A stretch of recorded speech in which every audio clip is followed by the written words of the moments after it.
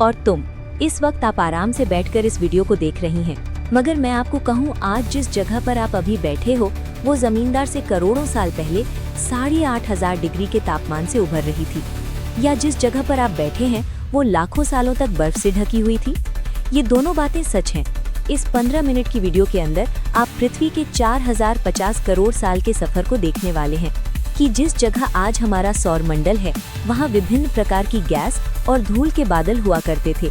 वैज्ञानिकों के मुताबिक इधर धूल के बादलों से दूर एक तारा हुआ करता था। वक्त के साथ साथ उसे तारे की ऊर्जा कम होने लगी, जिसके कारण उसके अंदर एक विशाल विस्फोट हुआ। विस्फोट की वजह से अंतरिक्ष की धूल एक दूसरे से दबाने लगी। इस दौरान बादलों में स्थित धूल के कण दबाव और गर्मी के कारण बड़े उल्कापिंड और पत्थरों में परिवर्तित हो चुके थे, और इसी दबाव की वजह से इन बादलों में स्थित रेडियो एक्टिव पदार्थ ने ग्रेविटी का निर्माण किया। इस ग्रेविटी के कारण बीच में हाइड्रोजन और हीलियम इकट्ठा होने लगे।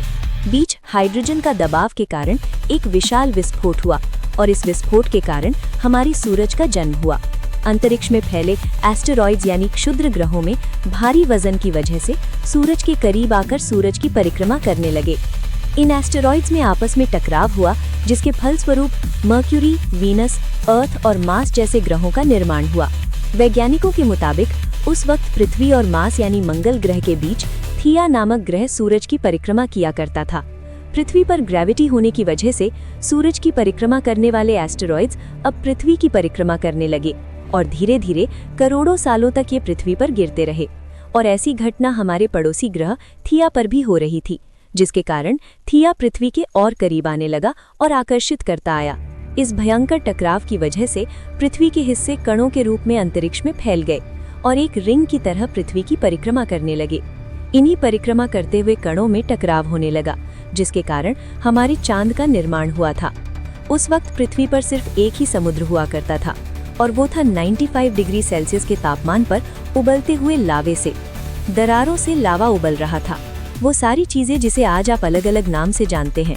वक्त के साथ साथ पृथ्वी धीरे धीरे ठंडी हो रही थी, जिसके कारण पृथ्वी के भारी तत्व जैसे धातु और रेडियो एक्टिव पदार्थ पृथ्वी के केंद्र में जाकर इकट्ठा हो गए, और हल्के पदार्थ पृथ्वी की सतह पर आ गए। लाखों सालों तक पृथ्वी पर उल्कापिंडों की बरसात हुई, और इन गिरते हुए उल्कापिंडों में जमा था नमक, मिनरल्स और पानी। करोड़ों सालों तक अपने उल्कापिंडों की बरसात होती रही, और धीरे धीरे पृथ्वी की ऊपरी सतह पानी से ठंडी होने लगी। वैज्ञानिकों के मुताबिक यही वो वक्त था जब दूर गहरे पानी के अंदर निकलते ज्वालामुखियों से पहली बार सूक्ष्म जीवों का निर्माण हुआ। लाखों सालों बाद एक वक्त ऐसा आया जब पृथ्वी की ऊपरी सतह पानी से ढक चुकी थी, और हमारी पृथ्वी के सबसे अंदर का कोर रेडियो एक्टिव पदार्थ से बने होने की वजह से हरदम गर्म होता रहता है।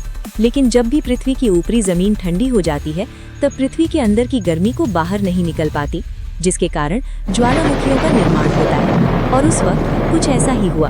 पानी से ढकी हुई पृथ्वी पर हजारों की तादाद में ज्वालामुखी निकलने लगे, और आने वाले लाखों सालों तक इन ज्वालामुखियों का निकलना जारी रहा, जिससे पानी के ऊपरी जमीन का निर्माण हो रहा था। इस वक्त भी पृथ्वी पर वातावरण न होने की वजह से अंतरिक्ष से उल्कापिंडों की बरसात हो रही थी। और से लगभग 300 करोड़ साल पहले पृथ्वी पर ऐसा वक्त आया जब पृथ्वी का वातावरण लगभग स्थिर होने लगा था। ज्वालामुखी निकलने धीरे हो गए थे, और पृथ्वी का एक दिन अब 12 घंटे का हुआ करता था। साल बीतते गए, और धीरे धीरे ये सूक्ष्म जीव विकसित होते गए और समूह में रहने लगे। आज से लगभग 250 करोड़ साल पहले पहली बार पृथ्वी पर ऐसे जीवों का निर्माण हुआ था, तो जीने के लिए ये पानी के अंदर के मिनरल्स यानी खनिज पदार्थ और धूप का इस्तेमाल करते थे, और मल त्याग के रूप में ऑक्सीजन बाहर निकालते थे। इस वक्त तक पृथ्वी पर ज्यादातर ज्वालामुखी निकलने बंद हो चुके थे, और इन माइक्रोबैक्टीरिया की वजह से वातावरण में ऑक्सीजन की मात्रा बढ़ रही थी।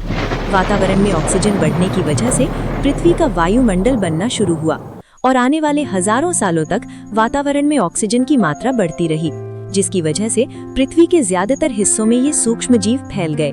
हजारों सालों बाद एक वक्त ऐसा आया जब पृथ्वी में ज्यादा ऑक्सीजन बढ़ने के कारण ये सूक्ष्म जीव मरने शुरू हो गए।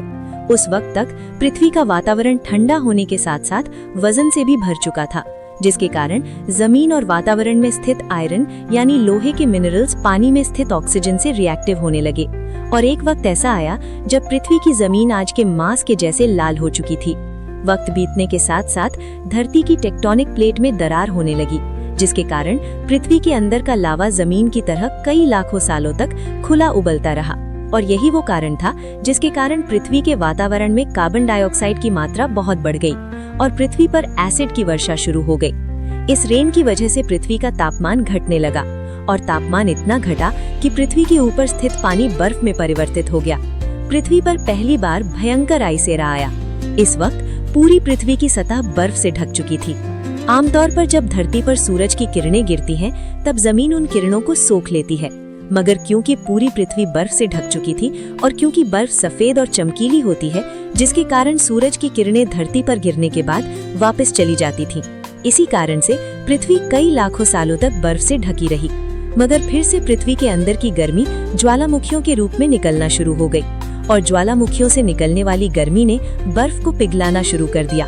इसी बीच पृथ्वी की गहराई में बचे खुचे सूक्ष्म जीव धीरे धीरे बदल रहे थे और अब वो ऑक्सीजन को अपने शरीर को बड़ा और जटिल बनाने के लिए इस्तेमाल करने लगे थे।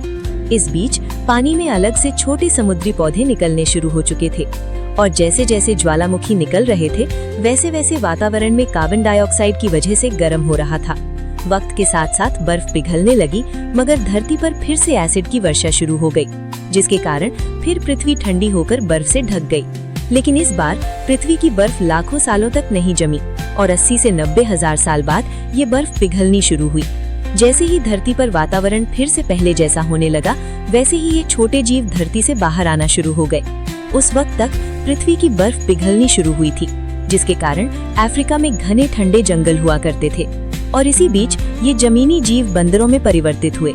मगर जैसे जैसे पृथ्वी गर्म होने लगी, वैसे वैसे अफ्रीका के ये जंगल सूखने लगे। जंगल की चीजें खाने वाले बंदरों को खाने की कमी होने लगी।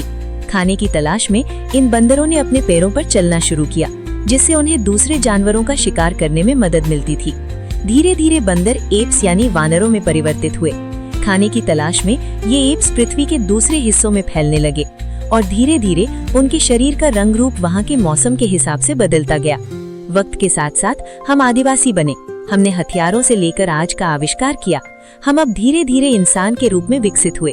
हमने धर्म से लेकर परिवार, भाषा और संस्कृति का निर्माण किया और वक्त के साथ हम विकसित होते चले गए और आज हम इस पृथ्वी की सबसे विकसित प्रजाति बन चुके हैं।